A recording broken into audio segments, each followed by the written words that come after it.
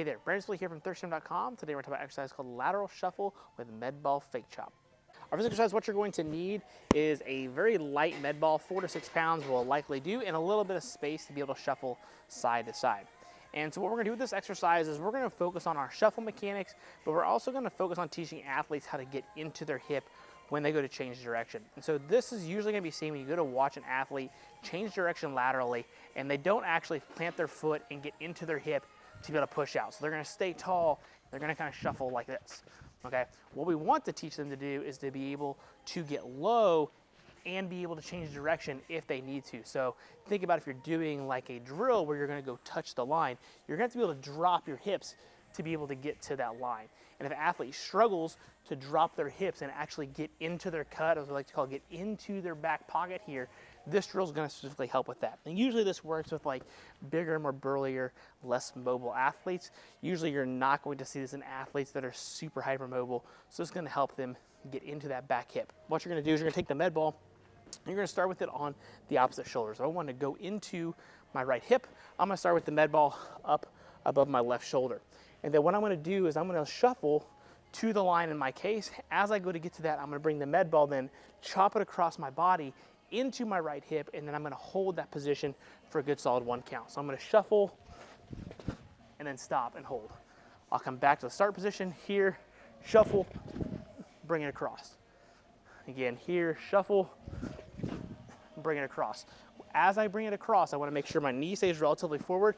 Ball's going to come across my body into my back hip. So from a side perspective, the ball is going to be here in my hip.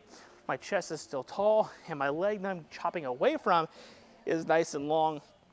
Leg is relatively straight, and I'm being able to create a nice, strong athletic base here.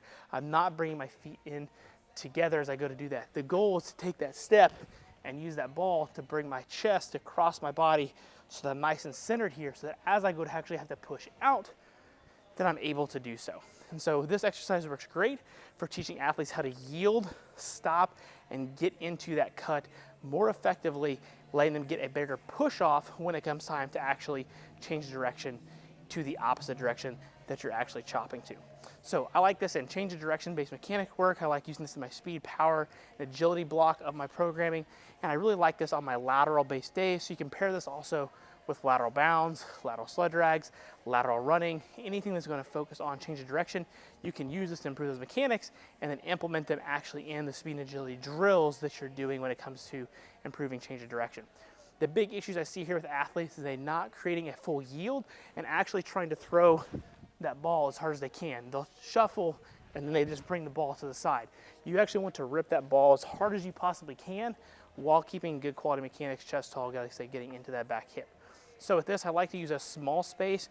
2.5 to 5 yards is the max that you really want to have them shuffling. You don't want to shuffle for long distances. Keep them in a nice small box. That way you can focus on getting a lot of repetitions, especially if you happen to be doing this for time. Me personally, I like doing this for repetitions, anywhere from 3 to 5 sets of 3 to 5 reps on each side, and then pairing it with other change of direction, speed agility based work as we're focusing on the power and development of that athlete. So if you happen to have any questions, let me know in the comment section below. Thanks, have a great day.